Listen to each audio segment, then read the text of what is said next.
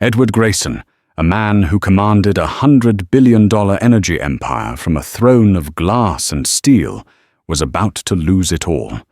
Not in a stock market crash, not to a corporate takeover, but right here in a silent, gilded suite overlooking the Dubai skyline. The deal of his lifetime, a legacy-defining project, hinged on a single conversation. But the one person who could bridge the linguistic chasm, his translator, had vanished.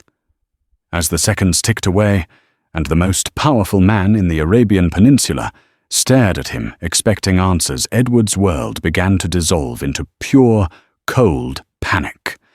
He was utterly humiliatingly helpless. And then a shadow moved in his periphery, the waitress refilling a glass of water, and the universe twisted in a way he could never have predicted. The Al-Nujum private suite was less a room and more a statement. Perched on the 148th floor of the Burj Khalifa, its floor-to-ceiling windows presented a god's-eye view of Dubai, a sprawling circuit board of light and ambition. Inside, the air was a carefully calibrated blend of refrigerated cool and the subtle expensive scent of oud and leather. This was Edward Grayson's chosen battlefield.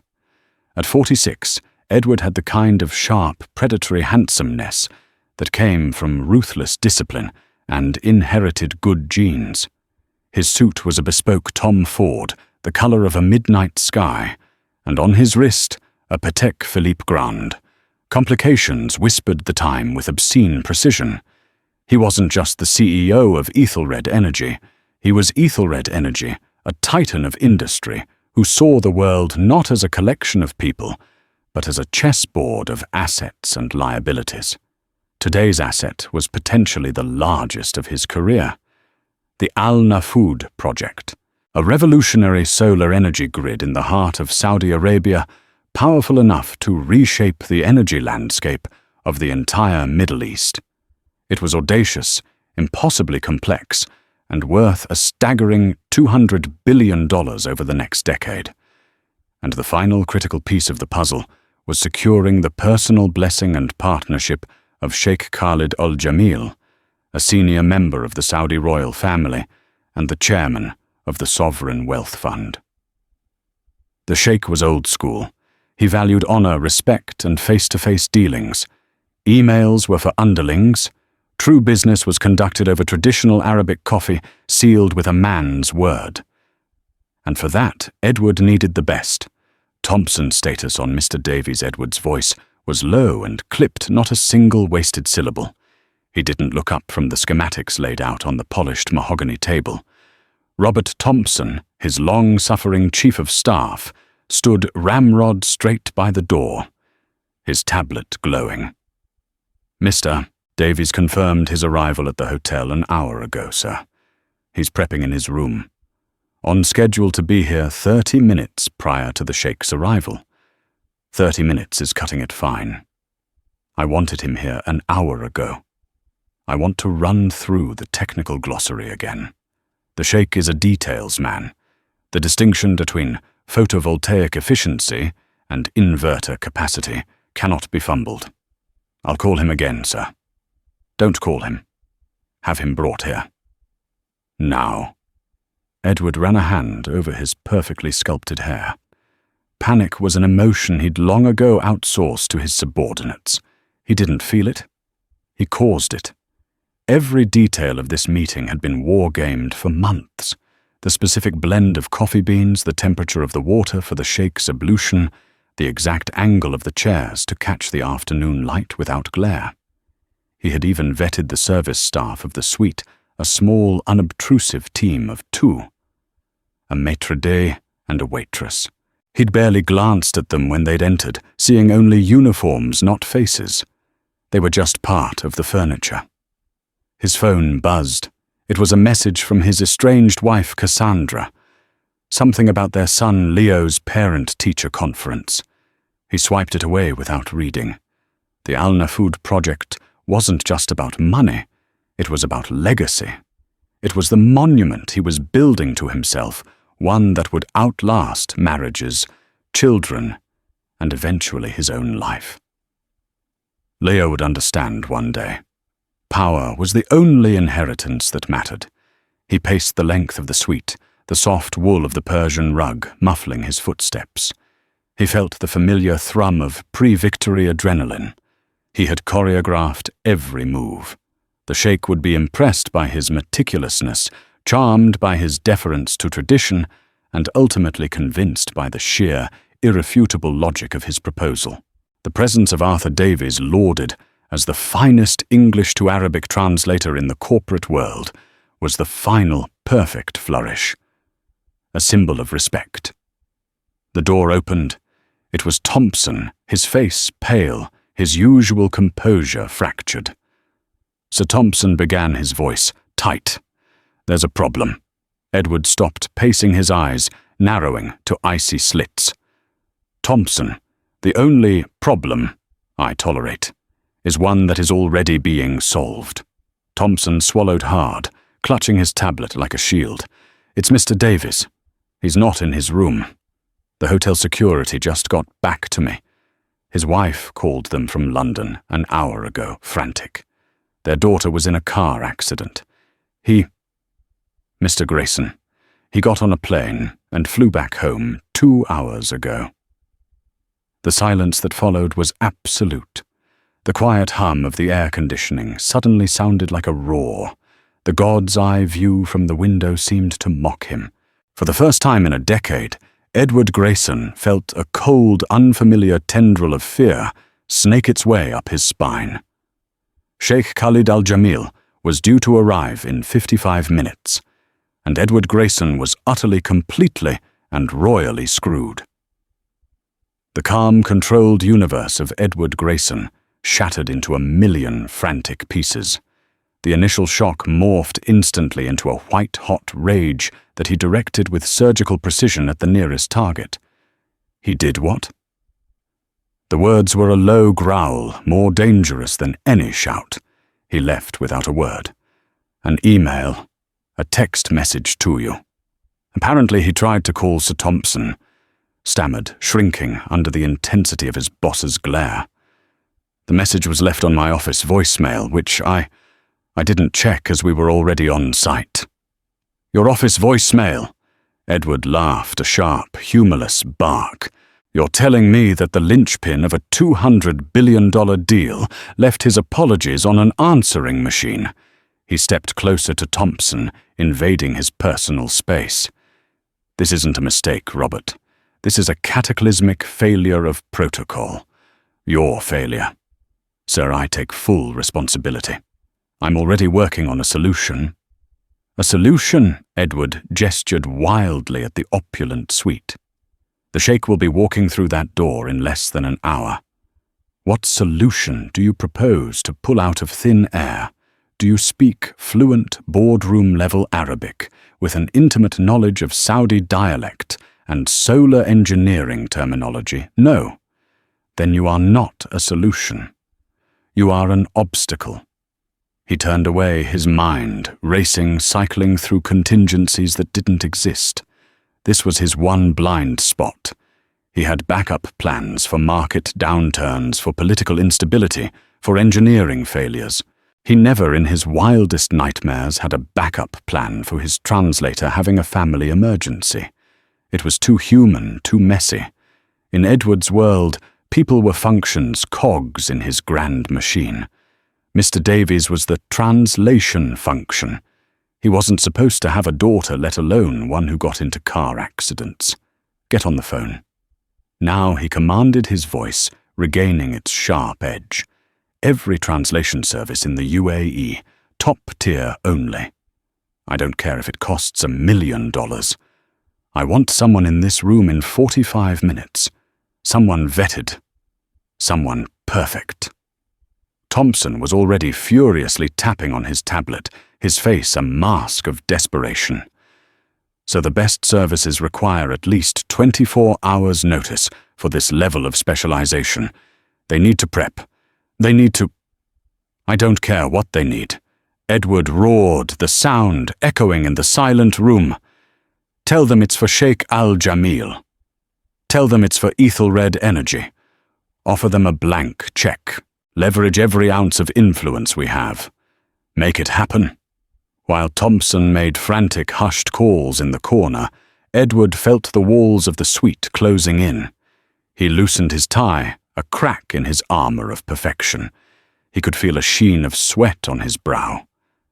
The sheikh was a man who lived and breathed nuance. Their initial meetings had been conducted in English, the sheikh's being impeccable. But Edward knew from his advisors that, for the final binding discussions, the ones of trust and commitment, the sheikh would invariably switch to his native tongue. It was a test, a way to move the conversation from the global language of commerce to the intimate language of home, of blood of honor. To fail that test, to ask him to remain in English, would be a monumental insult. It would signal that Edward hadn't prepared, that he didn't respect the sheikh's culture enough to meet him on his own terms. The deal wouldn't just be delayed, it would be dead. The insult would be remembered for generations. 20 minutes bled away. 20 minutes of Thompson's increasingly desperate calls. The answers were all the same. Impossible. Not enough time. The specialists are already booked. With each rejection, Edward's panic coiled tighter in his gut. He was a man who bent the world to his will. He moved markets with a single phone call. He had presidents and prime ministers in his contacts. And right now he was helpless, brought to his knees by the lack of a single bilingual human being. He stared out the window, but the magnificent view was just a blur. He saw his rivals' men, like Marcus Thorne, of Thorne Consolidated, and Dmitry Volkov, of Rosenergo, laughing at his failure. He saw the headlines, "Grayson fumbles historic Saudi deal." He saw his legacy, his monument, crumbling into dust before a single stone was laid. Throughout this storm, the waitress moved like a ghost. Her name, had he bothered to learn, it was Sophia. She was a pale, slender woman with dark, watchful eyes and hair pulled back in a severe bun. She refilled his water glass, which he hadn't touched. She checked the temperature of the coffee warmers. She moved with an economy of motion that rendered her almost invisible, a silent component of the room's machinery. He registered her presence only as a fleeting shadow, a rustle of fabric. She was in his mind, utterly insignificant. Just a pair of hands. "Sir." Thompson's voice was hollow. He had ended his last call. "There's no one. Not in Dubai, not in Abu Dhabi. No one qualified who can be here in time." I've failed." Edward didn't look at him. He just stared at the grand, imposing door of the suite. He could almost hear the footsteps approaching. Sheikh Khalid al-Jamil was coming. The panic was no longer a tendril. It was a flood. It washed over his arrogance, his anger, his carefully constructed control, leaving only the raw, primal fear of a man standing on the edge of a cliff, feeling the ground give way. For the first time, Edward Grayson had no move left to make. He was in checkmate. The discreet chime of the elevator arriving on the private floor was as loud as a thunderclap in the tension-filled suite. Edward's blood ran cold. He straightened his tie, a muscle twitching in his jaw. He smoothed down his suit jacket, a futile attempt to restore the unshakable composure that had been his trademark. He was an actor, preparing to step onto a stage, having forgotten all his lines. "He's here," Thompson whispered, his voice trembling slightly. The grand double doors of the Al-Nujum suite swung open with silent, practiced grace. The maître d', tall, stoic man, named Jean-Pierre, bowed his head. "Mr. Grayson, His Excellency, Sheikh Khalid al-Jamil." The sheikh entered, not with a flurry of activity, but with an aura of profound calm that seemed to suck the very air out of the room. He was in his late 60s, with a neatly trimmed grey beard and deep-set, intelligent eyes that seemed to see everything. He wore a traditional crisp white thobe and gutra, the simplicity of which only accentuated his immense authority. He was flanked by 2 aides who remained by the door like statues. Edward forced a smile onto his face, a rictus of bonhomie. "Your Excellency," he said, his voice a note too high. He strode forward, extending a hand. "Welcome. It is a profound honor to host you." Sheikh Khalid's handshake was firm but gentle. His eyes scanned Edward's face for a fraction of a second too long, a silent, unnerving appraisal. "Mr. Grayson, the honor is mine. Your reputation precedes you. And this view, it is indeed a testament to what vision and ambition can achieve." His English was flawless, laced with the gentle melodic accent of the educated Gulf elite. For a fleeting moment, Edward allowed himself a sliver of hope. Maybe he'll want to conduct the whole meeting in English. Maybe it won't be an issue. "Please, Your Excellency, be seated." Edward gestured towards the main seating area, where 2 large, throne-like armchairs faced each other across the mahogany table. As they sat, the waitress, Sophia, moved forward. Edward watched her with a hawk's eye, praying she wouldn't make a single mistake. She poured the traditional Arabic coffee from a gleaming brass dalla into a tiny handleless finjan, her movements fluid and respectful. She offered it to the sheikh with her right hand, her head slightly bowed, her eyes downcast. She did everything perfectly. The sheikh accepted the coffee with a slight nod, a murmur of shukran, and took a small, customary sip. The initial conversation was a slow, deliberate dance of pleasantries. They spoke of the flight from Riyadh, the dynamic growth of Dubai, the shared passion for falconry. Edward found himself talking too much, filling the silences that the sheikh left hanging in the air. He was a master of the pause, using silence as a tool to unnerve his opponents. And Edward was profoundly unnerved. He could feel the sheikh's probing intelligence behind his serene facade. He felt like a specimen under a microscope. "Your team is small today, Mr. Grayson," the sheikh observed casually, gesturing with his cup to the empty chair beside Edward, the chair meant for Mr. Davies. The question, as gentle as it was, landed like a punch. "Yes, Your Excellency. I prefer a lean, focused approach for meetings of this importance." Edward lied, the words tasting like ash in his mouth. "I believe in direct, principle-to-principle discussion. No excess personnel." The sheikh's lips curved into a smile that didn't reach his eyes. "A bold strategy. In my culture, we believe that a wise man surrounds himself with many counselors. But I admire the Western efficiency. It was a compliment wrapped around a barb. Edward knew it. The first test, he had failed it. He tried to steer the conversation towards business, pulling out the glossy schematics of the Al Nafud project. He spoke of kilowatt hours and desert climates, of supply chains and geopolitical stability. He was performing a one-man show of competence and vision. The sheikh listened patiently, nodding occasionally, his face an unreadable mask of polite interest. But Edward could feel the disconnect. He was speaking at the sheikh, not with him. The real conversation, the one that needed to happen, was locked behind a linguistic wall he couldn't breach. Sophia moved silently in the background, refilling water glasses, ensuring the plate of dates was perfectly arranged. Edward was acutely aware of her presence, now a variable he couldn't control. He found himself irrationally annoyed by the soft click of her heels on the marble floor, the gentle clink of glass on glass. Every sound amplified the screaming void left by his missing translator.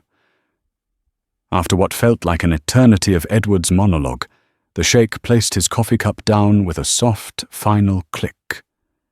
He leaned forward, his calm demeanor shifting into something more focused, more serious. The pleasantries were over. He looked Edward directly in the eye, and the air in the room grew heavy. Then he spoke. The words were smooth, resonant, and utterly incomprehensible to Edward Grayson. He had switched to Arabic. The moment Edward had been dreading the turning point from which there was no return had arrived. The sheikh had asked him a question, a long, complex question, judging by the cadence and tone. He was waiting for an answer, and all Edward could do was stare back, his billion-dollar smile frozen on his face, his mind a howling vortex of white noise. The silence stretched. 1 second, 2, 5. It became an eternity. The sheikh's eyebrows raised slightly, a silent question mark. Edward Grayson, the master of the universe, was speechless. Part 4. The Humiliation. The sheikh's Arabic words hung in the air, intricate and beautiful, and as impenetrable to Edward as a granite wall. He sat paralyzed, his heart hammering against his ribs. Every synapse in his brain fired at once, searching for an escape that didn't exist. He could pretend he didn't understand, but the sheikh knew he didn't speak the language. That was the whole point of hiring Davies. He could apologize profusely, but that would be an admission of a catastrophic failure in planning a sign of disrespect, so profound it would be unforgivable. His mind flashed through a dozen pathetic responses. He could say, "I'm sorry, Your Excellency, could we possibly continue in English?" The weakness of it, the sheer audacity of asking this man to accommodate his failure made him cringe. He could try to bluff to nod and say something vague in English, hoping to steer the conversation back. But the sheikh's eyes were too sharp. He would see the deception instantly. The sheikh did not repeat the question. He simply waited his expression, shifting from patient inquiry to a cool, profound disappointment. It wasn't anger. It was worse. It was the look of a man who had expected to meet a peer and had instead found an unprepared amateur. In the world of high-stakes business and old-world honor, this was the ultimate humiliation. Edward opened his mouth, but no sound came out. A dry, croaking noise caught in his throat. The sweat on his brow was now a visible sheen. He could feel the gaze of the sheikh's aides at the door, 2 pairs of eyes burning into his back. He could feel Thompson standing near the wall, radiating waves of sheer terror. The entire room, the entire $200 billion deal was balanced on the head of a pin, and Edward's silence was the gust of wind that was about to topple it all. Mr. Grayson the sheikh finally said, switching back to a crisp, formal English. The warmth was gone, replaced by an Arctic chill. "Is there a problem? No. No, of course not."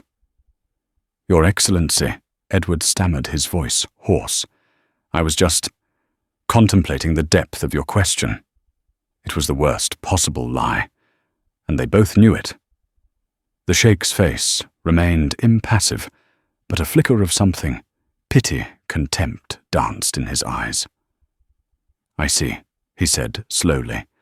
He glanced at the empty chair beside Edward again, and this time the meaning was unmistakable. "You came to this meeting, a meeting of this magnitude alone and unprepared." The sheikh sighed a soft, final exhalation of breath. He placed his hands on the arms of his chair, a clear signal that he was preparing to stand. "Perhaps," he began, his voice laced with icy courtesy, "this is not an auspicious day for such a significant discussion. It is vital that we have a complete and total understanding, a foundation of clarity. It seems we do not have that today." It was over. The most gentle, yet most brutal dismissal Edward had ever experienced. The sheikh wasn't storming out. He wasn't raising his voice. He was simply closing the door, locking it, and walking away. The Al Nafud project was dead. His legacy was a smoking crater. The headlines would be merciless. Edward felt a strange sense of disassociation, as if he were watching himself from across the room. He saw a man in an expensive suit, his face pale with shock, his empire turning to sand and slipping through his fingers. He had built his entire identity on the foundation of control, of always being 10 steps ahead. In this moment, he was nothing, powerless, mute. As Sheikh Khalid began to rise from his chair, a small, quiet sound cut through the suffocating tension. It was the sound of a woman's voice, soft, yet clear and steady. "Apologies for the interruption, Your Excellency." Edward's head snapped towards the source of the sound. It was the waitress, Sophia. She had stepped forward from the periphery, her hands clasped respectfully in front of her. She was no longer a shadow, a piece of furniture. She was standing in the center of the storm, her gaze directed not at Edward, but at Sheikh Khalid. And she had spoken in English. Edward felt a surge of blind fury. Who the hell did she think she was? Interrupting a meeting of this level, it was grounds for immediate dismissal for being blacklisted from every service job in the city. "You are dismissed." Edward snarled at her, the words a guttural reflex. But Sophia didn't even look at him. Her focus remained entirely on the sheikh, who had paused halfway out of his seat, his expression one of mild curiosity at this unexpected breach of protocol. Then she did the unthinkable. She took a small, respectful step forward, bowed her head slightly, and began to speak. She spoke in flawless, eloquent, classical Arabic. The Arabic that flowed from Sophia's lips was not the halting textbook language of a student. It was liquid and confident, her pronunciation perfect, her cadence respectful. It was the language of scholars and poets, imbued with a natural grace that was stunning in its effect. She said in Arabic, "Your Excellency, please forgive my impertinence. My employer, Mr. Grayson, was merely gathering his thoughts to give your profound question the consideration it deserves. He meant no disrespect." The reaction in the room was a collective, silent gasp. The sheikh's 2 aides by the door stiffened their eyes wide with disbelief. Thompson looked as though he might faint. Jean-Pierre the maître d' stood frozen by the service station, a silver tray held forgotten in his hand. And Edward simply froze. His brain refused to process what his ears were hearing. The waitress.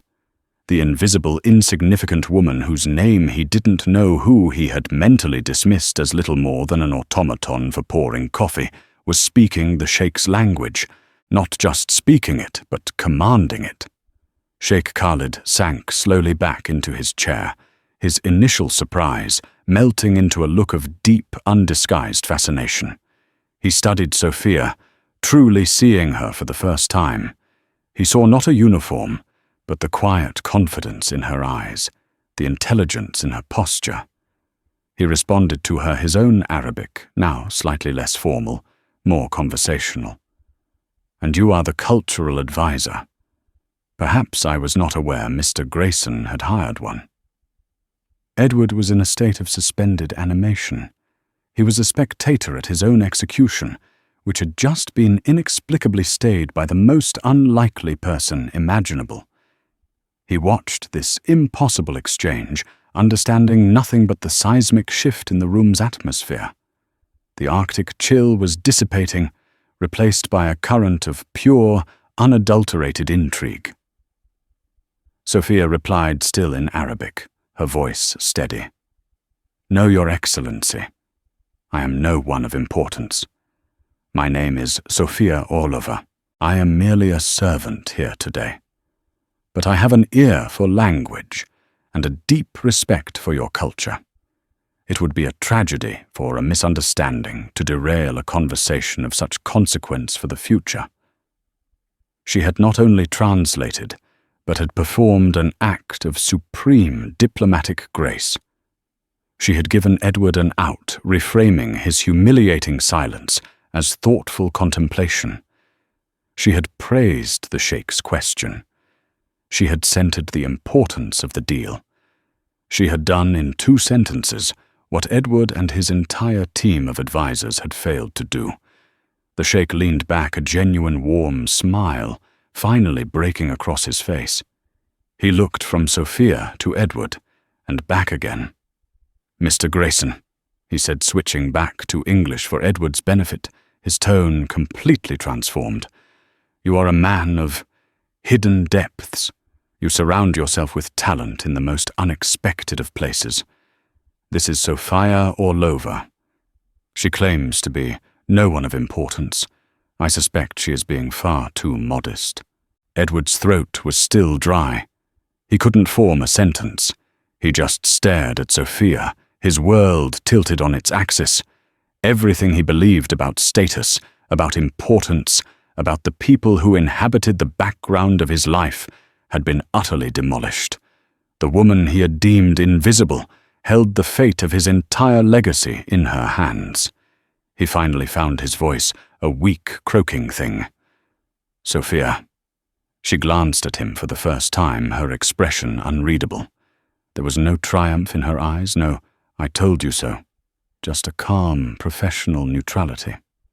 Sheikh Khalid gestured to the empty chair beside Edward, the one meant for the esteemed Mr. Davis. "Please, Miss Orlova," the sheikh said in Arabic. "Join us. It seems Mr. Grayson is in need of a translator." Then, looking at Edward, he added in English, "With your permission, of course, Mr. Grayson." Permission Edward was in no position to grant or deny anything. He was a passenger on a ship that this quiet, unassuming waitress was now steering.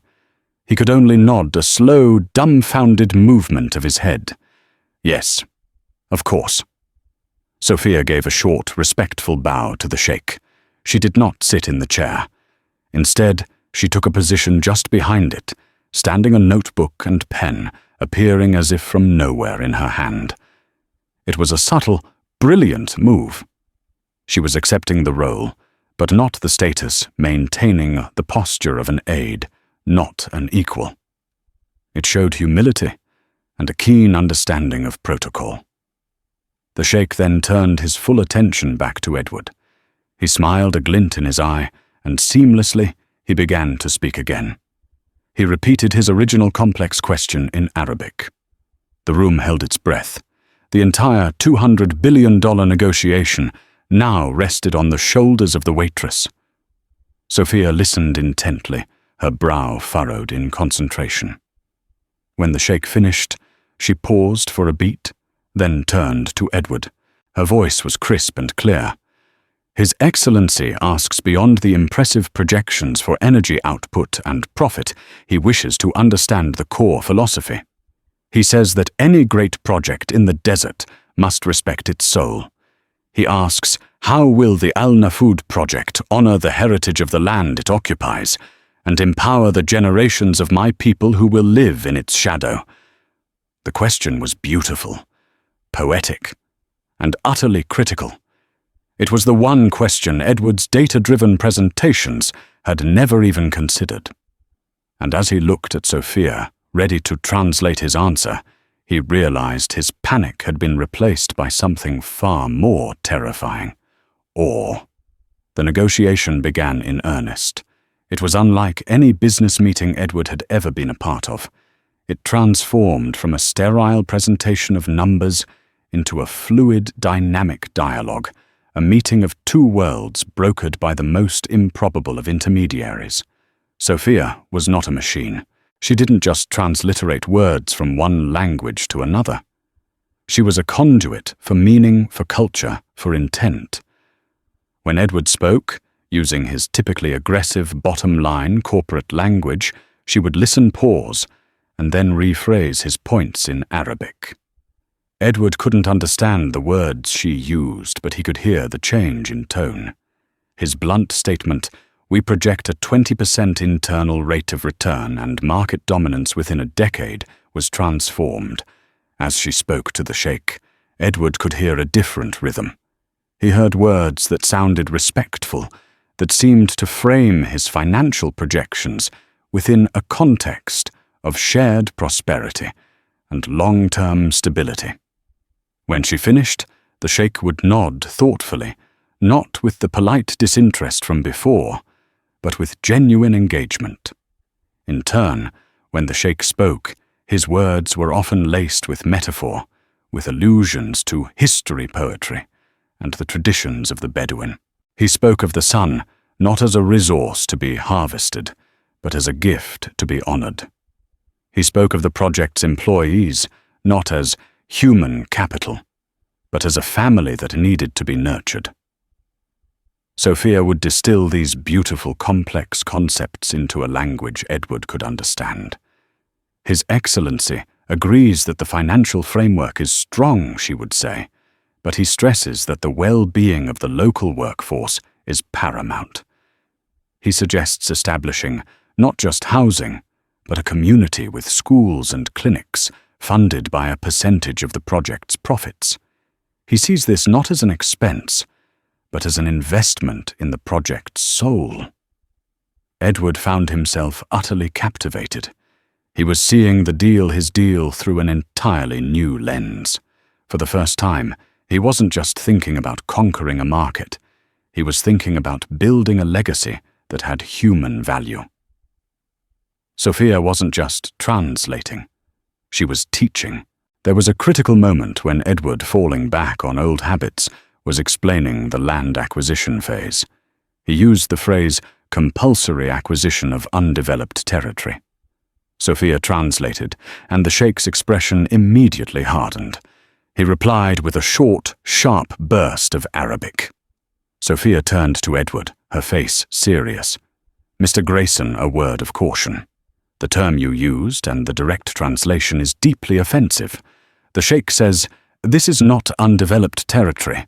It is the ancestral homeland of tribes to whom we have a sacred duty. We do not acquire it. We are granted permission to become its custodians." Edward felt a flush of shame.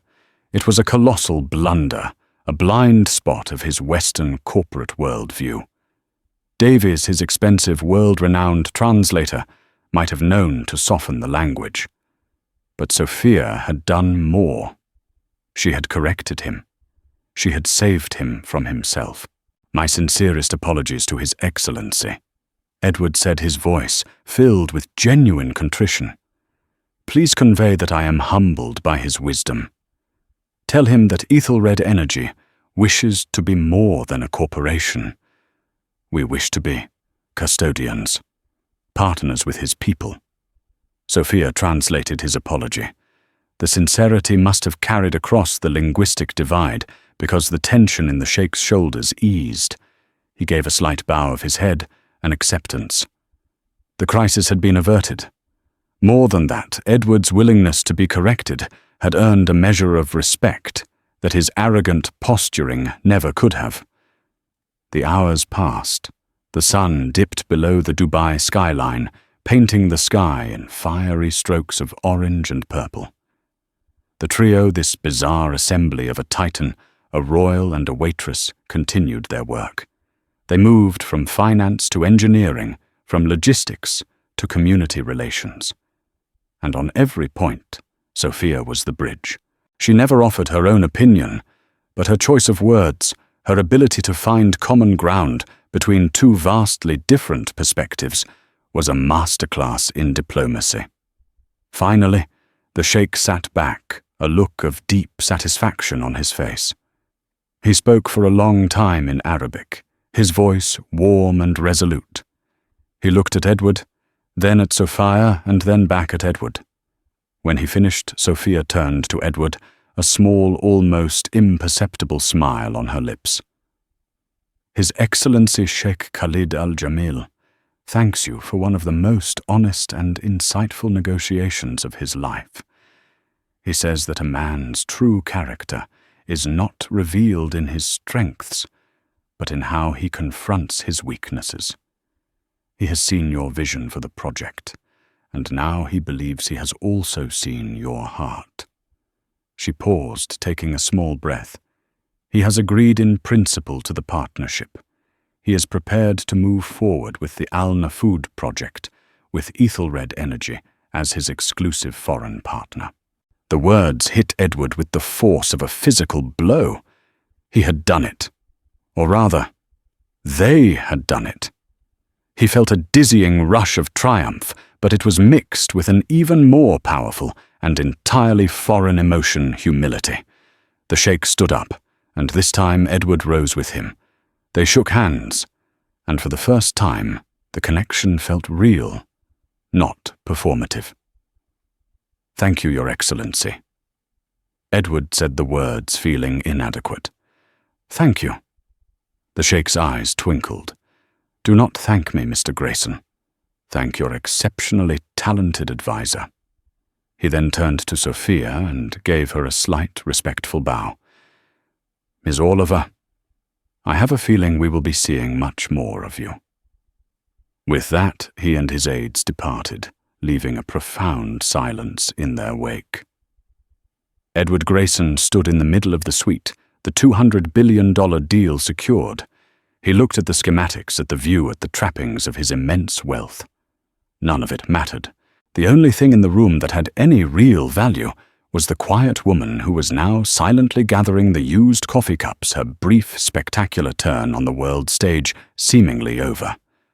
The soft, decisive click of the suite door closing was a sound disproportionately loud in the cathedral-like silence that descended. It was the sound of a world snapping back onto its axis, albeit an axis that had been fundamentally, irrevocably shifted. The departure of Sheikh Khalid al-Jamil and his aides left a vacuum in the room, a void that was filled instantly by the heavy, unspoken reality of what had just transpired. Edward Grayson remained standing in the center of the Persian rug, motionless. The triumphant adrenaline he had anticipated, the familiar, intoxicating rush of a conquest hard won, was entirely absent. In its place was a strange, hollow echo. He had the prize. The Al-Nafud project, the crowning jewel of his career, was his. Yet the victory felt borrowed, unearned. He felt less like a king who had won a battle, and more like a man who had been rescued from a shipwreck, gasping on a foreign shore. His gaze drifted around the suite.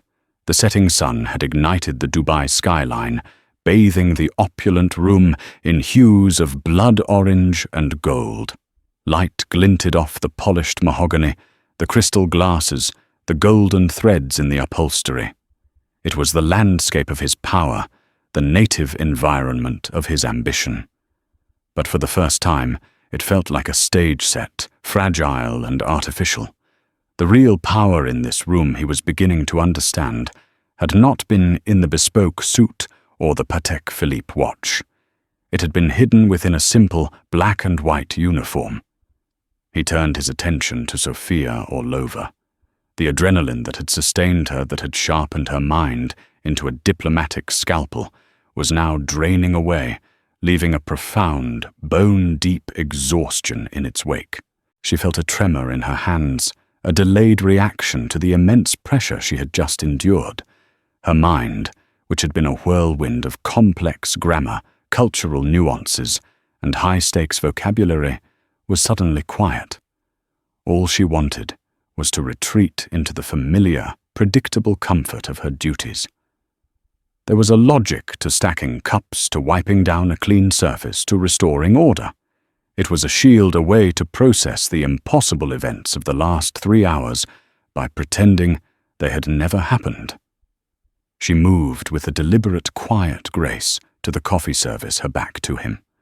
Her movements were a pantomime of normalcy. She picked up the sheikh's tiny, empty finjan, its gilded rim cool against her fingertips. She was disappearing again, folding herself back into the invisibility that had been both her curse and her protection. Edward watched her, and the cognitive dissonance was staggering.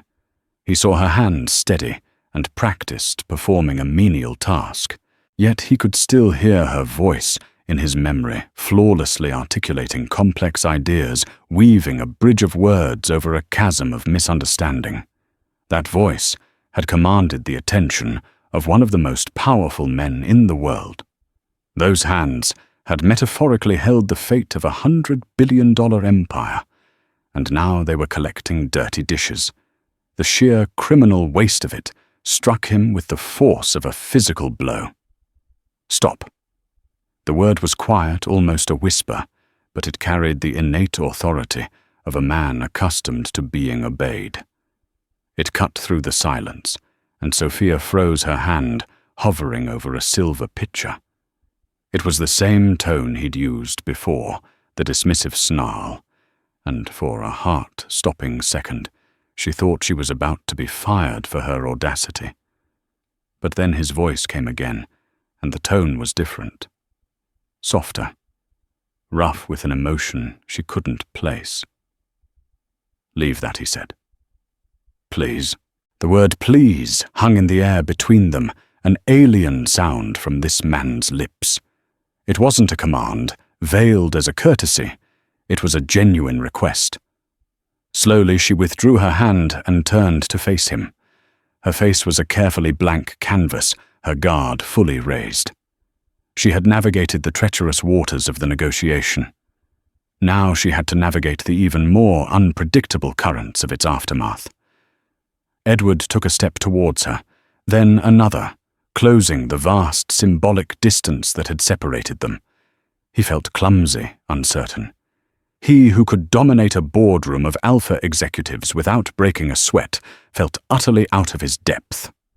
"My name," he began, the words feeling absurd and shameful on his tongue, "is Edward Grayson." A faint, ironic flicker appeared in her dark eyes. "I know who you are, sir," she replied, her voice perfectly level. She was giving him nothing. "And you are Sophia Orlova," he said. It wasn't a question. It was an acknowledgement, a way of cementing her identity in his mind, separate from her role. "Yes, sir. I don't understand," he admitted, gesturing vaguely to the chair the sheikh had vacated. "What you did in here today." The language. Yes, but it was more than that. The protocol, the cultural acuity. You can't learn that on an app. Where did that come from? Sophia's gaze drifted towards the window, towards the fading light. She was debating how much of herself to reveal. For years her past was a locked room, a place she never visited. To open the door, even a crack felt dangerous. "I studied," she said, finally her voice quiet. "Linguistics and international relations at the University of Moscow. My specialization was Middle Eastern diplomacy and economic policy. I was supposed to have a different career. The words were simple, but they painted a ghost of another life, a life of lecture halls, embassies, and distinguished debate. A life of purpose that had been derailed." "What happened?" Edward asked. The question was soft-shorn of his usual impatient curiosity. He wasn't interrogating a subordinate. He was asking to understand. A shadow passed over her face, a fleeting memory of loss. "Life happened, Mr. Grayson," she said, the simple phrase carrying the weight of 1,000 untold tragedies. "My family's fortunes changed. We had to leave our home. Political reasons. You learn quickly that in a new country, degrees and qualifications can become just paper. A work visa for the service industry, however, was much easier to obtain. So I serve coffee, and I wait." He stood there, utterly silenced, humbled. He thought of his own son, Leo, whose every educational and professional path was paved with gold, a future guaranteed by the sheer gravitational pull of the Grayson name. And before him stood a woman of immense intellect and skill, whose own future had been stolen by the random, cruel whims of geopolitics. She wasn't waiting for a better shift or a bigger tip. She was waiting for her life to begin again. Edward's first instinctual thought, the old Edward's thought, was money. He could write her a check, a bonus, a finder's fee of a magnitude that would change her life. He could solve this problem with a wire transfer. But as the thought formed, it soured in his mind. It felt cheap, transactional. It would be a payment for a service, rendered an act, that would reinforce the very power dynamic she had just shattered. It would be an insult to the dignity she had displayed. She didn't need his charity. She needed an opportunity. She needed her stolen future handed back to her. "You're not a waitress, Miss Orlova," he said, the conviction in his voice absolute. "You might be working as one, but that is not who you are." He reached into the inner pocket of his suit jacket and retrieved a thin, impossibly elegant case. He opened it and took out a single business card. It was made of heavy matte black stock, the lettering a stark, minimalist silver. It was a key to his world. He held it out to her. Sophia stared at the card, then at his face, her brow furrowed in confusion. "My private number," he explained, "and my executive assistant's direct line.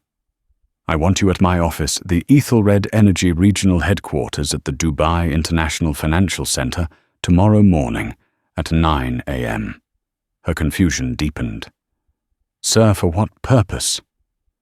Do you need a statement for the hotel management?" "No," he said, a faint smile touching his lips for the first time, "for the purpose of a job offer. The Sheikh was right. He will want to see more of you. I will want to see more of you." The Al Nafud project is not a single deal. It's a 30-year relationship. It will require constant, delicate negotiation. It will require a permanent cultural and linguistic advisor, someone who understands nuance and honor. Someone to be the bridge. He took another step closer, lowering his voice slightly. "I am not offering you a job as a translator, Miss Orlova. That would be a disservice to your capabilities. I'm offering you a position as senior advisor to the CEO specializing in Middle Eastern affairs for Ethelred Energy. Your past is your own, but I will be damned if I allow a talent like yours to be wasted pouring coffee on my account." He looked her directly in the eye. "The salary will be commensurate with the title. It will be enough that you will never have to wait for anything again." For the second time that day, the carefully constructed walls around Sophia Orlova crumbled. This time, however, it wasn't from stress, but from overwhelming shock. Her lips parted slightly, her breath hitched. The professional mask dissolved, revealing the vulnerable, hopeful woman beneath. Tears welled instantly in her eyes, blurring the image of the powerful man standing before her.